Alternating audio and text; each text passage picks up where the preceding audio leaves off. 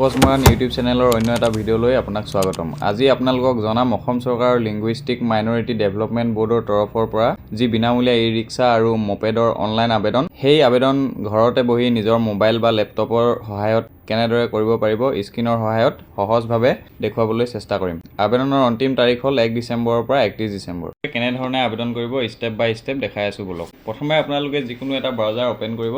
তাৰ পাছত সাৰ্চ বাৰত সাৰ্চ কৰিব linguisticminority.in। তাৰপাছতে আপোনালোকৰ এনেকুৱা এখন পেজ অ'পেন হ'ব। তাৰপাছত আপোনালোকে Assam linguistic minority development board candidate form fill up যিটো অপশ্যন আছে তাত ক্লিক কৰিব। তাৰপাছতে আপোনালোকৰ সন্মুখত এনেধৰণে এখন পেজ অ'পেন হ'ব, য'ত আপোনালোকৰ গাইডলাইনখিনি লিখা আছে। এইখিনি আপোনালোকে এবাৰ ভালদৰে চাই ল'ব। তাৰপাছত তললৈ স্ক্ৰল কৰি আপোনালোকে দেখা পাব এপ্লিকেণ্ট ফৰ্ম ফিল আপ যোনটো অপশ্যন আছে তাত আপোনালোকে ক্লিক কৰিব।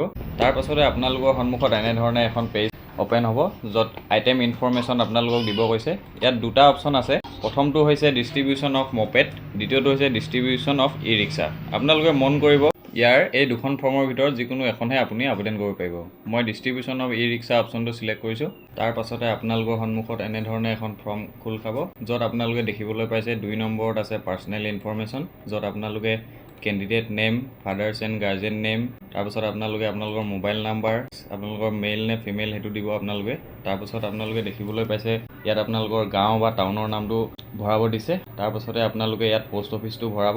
তাৰপাছত আপোনালোকে পুলিচ ষ্টেচন, আপোনালোকৰ থানা যি হয় সেই থানাৰ নাম ভৰাব। তাৰপাছতে আপোনালোকৰ চিলেক্ট ষ্টেট, আপোনালোকে ইয়াত অসমেই আছে, অসমটো আপোনালোকে চিলেক্ট কৰিব। তাৰপাছতে আপোনালোকে ডিষ্ট্ৰিক্ট চিলেক্ট কৰিব, আপোনালোকৰ ডিষ্ট্ৰিক্ট কোনখন হয় আপোনালোকে চিলেক্ট কৰি ল'ব।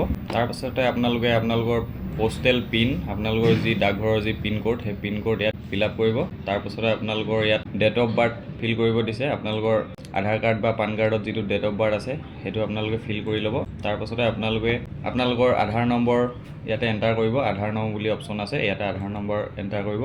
তাৰপাছতে 3 নম্বৰত আহিব আপোনালোকৰ কোৱালিফিকেশ্যন ইনফৰমেশ্যন। ইয়াত আপোনালোকে কোৱালিফিকেশ্যন অপশ্যনত চিলেক্ট কৰাৰ লগে লগে আপোনালোকক দেখাব class 5+ HSLC, HSSLC graduation others. যদি এইকেইটা অপশ্যনৰ ভিতৰত আপোনালোকৰ যদি নহয়, তেন্তে আপুনি আদাৰ্ছত চিলেক্ট কৰি আপোনালোকে ইয়াত টেক্সট কৰি লিখিব পাৰিব আপোনালোকে কিমানলৈকে পঢ়িলে। তাৰপিছত আপোনালোকৰ আহিব আদাৰ ইনফৰমেশ্যন। আদাৰ ইনফৰমেশ্যনত আপোনালোকে প্ৰথমে আহিছে আপোনালোকৰ চিলেক্ট ৰিলিজন।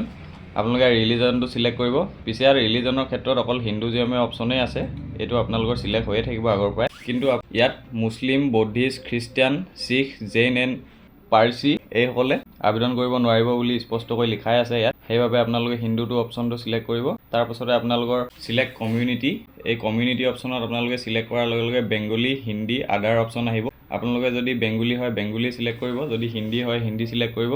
তাৰপাছতে যদি আপোনালোকে বেংগলী বা হিন্দী নহয়, তাৰ তলৰ যিটো অপশ্যন আদাৰ অপশ্যনত ক্লিক কৰিব আৰু ইয়াতে টেক্সট সহকাৰে আপোনালোকে লিখি দিব পাৰিব আপোনালোকে কোন কমিউনিটিৰ মানুহ হয় ইয়াত লিখি দিব। তাৰপাছতে আপোনালোকে ইয়াত কেলকুলেটেড এজ বুলি দেখাই আছে। আধাৰ কাৰ্ডৰ মতে যিটো আপোনালোকে ডেট অফ বাৰ্থ দিছিলে সেইমতে আপোনালোকৰ ইয়াত এজটো শ্ব' কৰিব। তাৰপাছতে আপোনালোকৰ যদি ইনকম চাৰ্টিফিকেট আছে তেনেহ'লে সেই ইনকম চাৰ্টিফিকেটত যিটো এমাউণ্ট আছে আপোনালোকে এনুৱেল ইনকমৰ এমাউণ্ট, সেই এমাউণ্টটো ইয়াত আপোনালোকে ভৰাই দিব। তাৰপাছতে আহিলে আপোনালোকৰ ডকুমেণ্ট আপলোডৰ ক্ষেত্ৰত আপোনালোকে মন কৰিব PDF ফাইলত হ'ব লাগিব। তাৰপাছতে আপোনালোকৰ মেক্সিমাম চাইজ 500 KB তলত হ'ব লাগিব বা 500 KB ভিতৰত হ'ব লাগিব। ইয়াত আপোনালোকৰ ডকুমেণ্ট প্ৰয়োজন হ'ব আধাৰ কাৰ্ড, ভোটাৰ ID অৰ পান কাৰ্ড, ভোটাৰ কাৰ্ড বা পান কাৰ্ডৰ যিকোনো এখন প্ৰয়োজন হ'ব। তাৰপাছতে আপোনালোকৰ ড্ৰাইভিং লাইচেঞ্চ আপলোড কৰিব লাগিব। তাৰপাছতে আপোনালোকে ছাবমিট বটনত ক্লিক কৰিব। ছাবমিট কৰাৰ পাছতে আপোনালোকে এনেধৰণে এখন পেজ অ'পেন হ'ব। তাৰপাছতে আপোনালোকে চাব ইয়াত OTP দিবলৈ আহিছে, যিটো মোবাইল নাম্বাৰ আপুনি আগৰ ষ্টেপত দিছিলে সেই মোবাইল নাম্বাৰটোতে এটা OTP আহিব। সেই OTPটো এণ্টাৰ কৰাৰ পিছতে আপোনালোকে ভেৰিফাই বুলি ক্লিক কৰিব। ভেৰিফাই অপশ্যনত ক্লিক কৰাৰ লগে লগে তাৰপাছতে আপোনালোকৰ সন্মুখত এনেধৰণে এখন একনলেজমেণ্ট ৰিচিপ্ট ওলাব, যিখন আপোনালোকে ছেভ কৰি ৰাখি দিব বা প্ৰিণ্ট কৰি ৰাখি দিব।